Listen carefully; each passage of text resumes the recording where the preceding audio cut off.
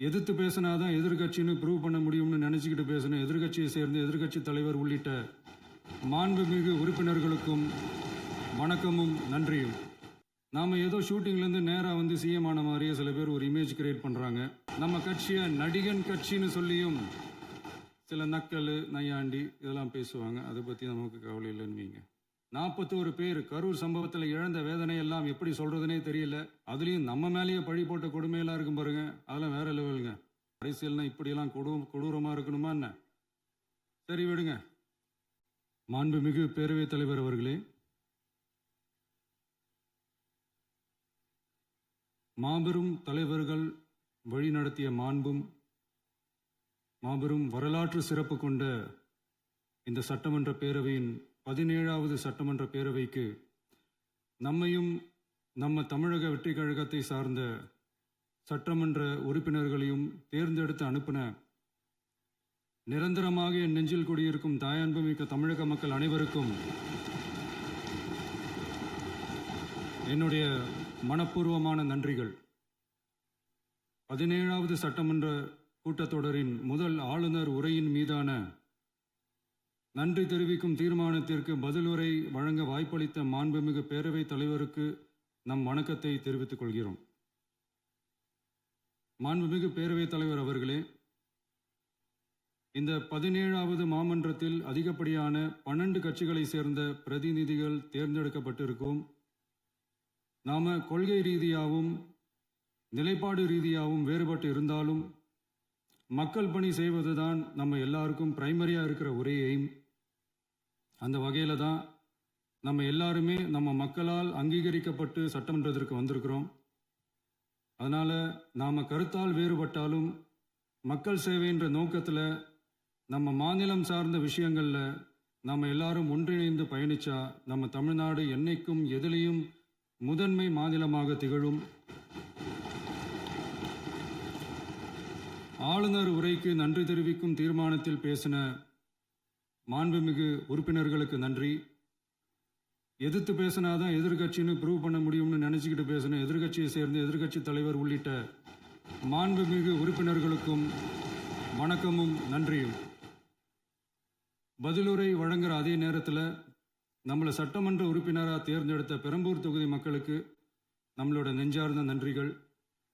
அதே மாதிரி ராஜினாமா பண்ணிட்டாலும் நம்மளை தேர்ந்தெடுத்த திருச்சி கிழக்கு மக்களுக்கும் இந்த மன்றத்தில் நம்மளோட நன்றியை பதிவு செய்கிறோம். அப்புறம் நம்மளோட அரசியல் பயணத்தை பற்றியும் கொஞ்சம் பதிவு செய்ய விரும்புகிறோம். நாம் ஏதோ ஷூட்டிங்லேருந்து நேராக வந்து சிஎம் ஆன மாதிரியே சில பேர் ஒரு இமேஜ் கிரியேட் பண்ணுறாங்க. அவங்களுக்கு அவங்க ஆசைப்படுற லாங்குவேஜ்லேயே சொல்கிறோம், அது வெறும் ரீல் தான், ரியல் கிடையாது. ஒரு சாதாரண நடிகனாக தான் நம்ம கெரியர் தொடங்குச்சு. அப்புறம் அப்படியே சின்சியராக உழைச்சி மேலே வந்தோம். நம்ம கெரியரில் நாம் மேலே வந்ததுக்கு இந்த விஜய் ஒருத்தன் மட்டுமே காரணம் இல்லை, அவனோட உழைப்பு மட்டுமே காரணம் இல்லை. இந்த விஜயோட உழைப்புக்கும் உயர்வுக்கும் பின்னாடி இருக்கிற ஒட்டுமொத்த தமிழ்நாட்டு மக்களோட அன்பும் அரவணைப்பும் தான் காரணம். ஒவ்வொரு வீட்டில் இருக்க ஒவ்வொருத்தரும் நம்மளை அவங்க வீட்டில் ஒருத்தனாக ஏற்றுக்கிட்டது தான் நமக்கு கடவுளும் மக்களும் தந்த மிகப்பெரிய வரம். அதுக்காகவே கடவுளுக்கு சமமான நம்மளோட சொந்தங்களான தமிழக மக்கள் அனைவருக்கும் மீண்டும் மீண்டும் நன்றி. இப்படி நம்மளை தாயன்போடு அள்ளி அரவணைச்ச தமிழ்நாட்டு மக்களுக்கு நாம் எப்படியெல்லாம் துணையாக இருந்தோம், எப்படியெல்லாம் மக்களோட மக்களாக இருந்தோம்னு சொல்கிறேன். 1990ஸ்லேயே ரசிகர் மன்றமாக இருந்தப்பவே மக்களுக்கு துணையாக நிற்க ஆரம்பித்தோம். அதுக்கப்புறம் நற்படி மன்றமாகவும் அதுக்கப்புறம் விஜய் மக்கள் இயக்கமாகவும் மாறி மக்களோட மக்களாக நின்றுகிட்டு இருந்தோம். 2008 ஈழத் தமிழருக்கு ஆதரவாக உண்ணாவிரதம் போராட்டம் செஞ்சோம். போர் முடிவுக்கு வரணும், நம்ம தொப்புள் கூடிய உறவுகளான ஈழத் தமிழர்களுக்கு பாதுகாப்பான நிம்மதியான ஒரு வாழ்வு கிடைக்கணும்னு அன்னைக்கே கோரிக்கை வச்சோம். 2009 ஆரம்பித்த விஜய் மக்கள் இயக்கம் வழியாக நம்மளோட மக்கள் நல பணிகளை எக்ஸ்டெண்ட் அண்ட் எக்ஸ்பேண்ட் பண்ணிக்கிட்டே வந்தோம்.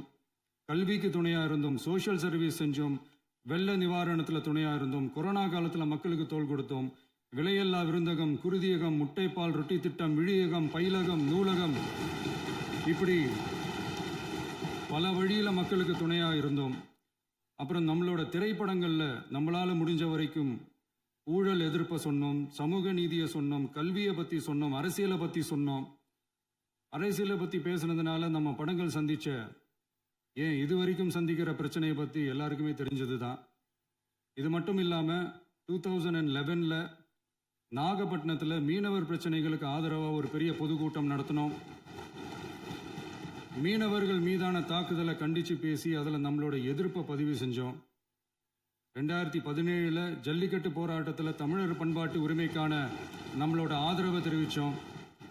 2018ல் ஸ்டெர்லைட் போராட்டம் துப்பாக்கி சூட்டில் பாதிக்கப்பட்ட நம்ம சொந்தங்களை நேரில் சந்தித்து ஆறுதல் சொன்னோம். 2021ல் உள்ளாட்சி தேர்தலில் விஜய் மக்கள் இயக்க வேட்பாளர்கள் போட்டியிட்டு ஜெயிச்சாங்க. கல்வி விருது விழா நடத்தி சிறந்த மதிப்பெண் பெற்ற மாணவ மாணவிகளுக்கு ஊக்கத்தொகையும் பரிசும் கொடுத்தோம். 2024ல் தமிழக வெற்றி கழகத்தை ஆரம்பிச்ச உடனேயே CAAவை எதிர்த்து அறிக்கை விட்டோம். அரசியல் கட்சி ஆரம்பிச்சு விழுப்புரம் மாவட்டத்தில் விக்கிரவாண்டியில் நம்மளோட முதல் மாநில மாநாட்டிய வெற்றி கொள்கை திருவிழாவை நடத்தினோம். தந்தை பெரியார், பெருந்தலைவர் காமராஜர், அண்ணல் அம்பேத்கர், வீரமங்கை வேலுநாச்சியார், மக்கள் சேவகர் அஞ்சலை அம்மாள்னு நம்மளோட 5 கொள்கை தலைவர்களை அறிவிச்சோம். இந்தியாவிலே 2 பெண் ஆளுமைகளை கொள்கை தலைவர்கள் அறிவிச்ச ஒரே கட்சி நம்ம டிவிக்கு மட்டும்தான் என்ற பெருமையோடு அறிவிச்சோம்.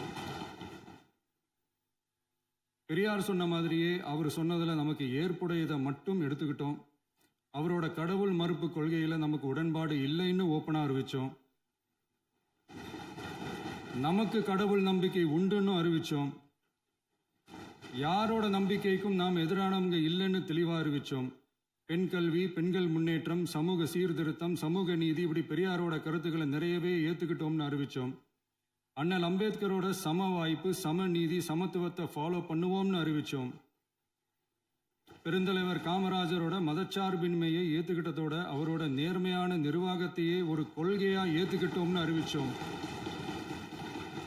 வீரமங்கை வேலு நாச்சியாரோட மண் மீட்பையும் சமூக நல்லிணக்கத்தையும் பின்பற்றுவோம்னு அறிவித்தோம். மக்கள் சேவகர் அஞ்சலை அம்மாளோட விடுதலை வேட்கையையும் மக்களோட வாழ்வாதாரத்துக்காக உறுதியாக நிற்கிறதையும் பின்பற்றுவோம்னு சொன்னோம். எல்லாருக்கும் எல்லாமும் கிடைக்கணும், எம் மதமும் நம் மதம்னு சொல்லி மதச்சார்பற்ற சமூக நீதி தான் நம்ம கொள்கைன்னு அறிவித்தோம். நம்ம கொள்கை எதிரி யாரு, அரசியல் எதிரி யாருன்னு ஓப்பனாக அறிவித்தோம். எல்லாத்துக்கும் மேலே பிறப்புக்கும் எல்லா உயிருக்கும்ன்றத நம்மளோட அடிப்படை அரசியல் கோட்பாட்டாக அறிவிச்சுட்டு தான் அரசியலுக்கே வந்தோம்.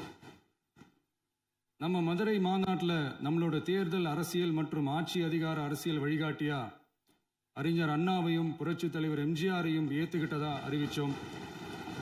அப்புறம் இன்னனையும் நாம் இங்கே பதிவு செஞ்சே ஆகணும். எல்லாரும் கட்சி ஆரம்பிச்சுட்டு தான் ஒவ்வொரு வீட்டுக்குள்ளேயும் போவாங்க. ஆனால் நாம் ஒவ்வொரு வீட்டுக்குள்ளேயும் போனதுக்கு அப்புறம் தான் கட்சியவே ஆரம்பிச்சிருக்கிறோம். ஒவ்வொரு வீட்டில் ஒவ்வொருத்தரும் நம்மளை அவங்க பிள்ளையா, மகனா, அண்ணனா, தம்பியா ஏற்றுக்கிட்டதும் இயல்பாக நடந்துச்சு. தமிழ்நாட்டு மக்களோட மனசுக்குள்ள போறதுக்கு நாம பட்ட பாடு நமக்கு மட்டும்தான் தெரியும். இதெல்லாம் புரிஞ்சாலும் புரியாத மாதிரி இருக்கிறவங்க தான் நம்மளை நடிகன் என்று சொல்லியும் நம்ம கட்சியை நடிகன் கட்சின்னு சொல்லியும் சில நக்கல், நையாண்டி இதெல்லாம் பேசுவாங்க. அதை பற்றி நமக்கு கவலை இல்லைன்னு. இப்படி நம்ம அரசியல் பயணம் ரொம்ப டிரான்ஸ்பரண்டாக தான் ஆரம்பிச்சிருக்கு. இந்த 2026 தேர்தலில் கூட்டணியே இல்லாமல் தனியாக நின்னோம். மக்கள் நம்மளை தெளிவாக புரிஞ்சுக்கிட்டதாலையும் நம்ம டிவிகே தோழர்களோட உழைப்பாலையும் நாம் 35% வாக்குகளை வாங்கினோம். 1,72,00,000 வாக்குகளோட தமிழ்நாட்டிலேயே தனி பெரும் கட்சியாக வந்தோம். தமிழக மக்களாலையும் நம்மளோட ஆதரவு இயக்கங்களாலையும் இதோ இன்னைக்கு இங்கே நம்ம டிவிகே ஆளும் கட்சியாக உட்கார்ந்துருக்கிறோம். இந்த ஆளும் கட்சியாக ஆனதும் அவ்வளவு சாதாரணமாலாம் நடந்துடல. 2.25 வருஷத்தில் ஆட்சிக்கு வந்துட்டீங்கன்னு ரொம்ப கிண்டலா கேலியா சிலர் பேசுகிறாங்க. எங்களோட இந்த 2.25 வருஷ டிராவலில் எவ்வளவு வலியும் வேதனையும் இருக்குது. நம்மளோட மக்கள் சந்திப்புக்கே அவ்வளவு இடையூறு, அவ்வளவு தடைகள், ஊர் உலகத்தில் யாருக்கும் இல்லாத ஒன்றா நமக்கு மட்டுமேன்னு தனியாக ஸ்பெஷலாக எக்ஸ்க்ளூசிவாக நிறைய நிபந்தனைகள், நெருக்கடிகள், கட்டுப்பாடுகள், நம்மளை சந்திக்க வர்ற மக்களுக்கு சரியான பாதுகாப்பு இல்லாமல் நம்ம கூட்ட நிகழ்ச்சிக்கு போதுமான பாதுகாப்பு இல்லாமன்னு இன்னும் வெளியே சொல்ல முடியாத நிறைய சூழ்ச்சிகள் எல்லாத்தையும் தாண்டி தான் நாம் இந்த இடத்துக்கு வந்திருக்கிறோம். But still miles to go. நம்ம டிராவல்ல எல்லாத்துக்கும் உச்சமா நம்மளோட சொந்தங்கள், நம்மளோட உறவுகள், 41 பேர் கரூர் சம்பவத்தில் இழந்த வேதனை எல்லாம் எப்படி சொல்றதுனே தெரியல. நம்ம மனசு விட்டு என்னைக்கும் அந்த வலியும் வேதனையும் நீங்கவே நீங்காது. அதுலேயும் நம்ம மேலேயே பழி போட்ட கொடுமையெல்லாம் இருக்கும் பாருங்க, அதெல்லாம் வேற லெவலுங்க. என்னத்துக்கு அப்படியெல்லாம் செஞ்சாங்கன்னு தெரியல. அரசியல்னா இப்படியெல்லாம் கொடூரமாக இருக்கணுமா என்ன? சரி விடுங்க. இந்த விஜய் இவனோட மக்களுக்காக எதையும் தாங்க தயாராக ஆகிட்டான். இவ்வளவு பெயின்ஃபுல்லான நம்ம பொலிட்டிக்கல் டிராவல்ல நம்மளோட மிகப்பெரிய ஆறுதலும் பலமும் என்ன தெரியுமா? என் நெஞ்சில் குடியிருக்கும் என்னோட தமிழ்நாட்டு மக்களும், என் உயிருக்கு உயிரான என்னோட தோழர்களும் தான். அவங்களோட பலத்தால தான்.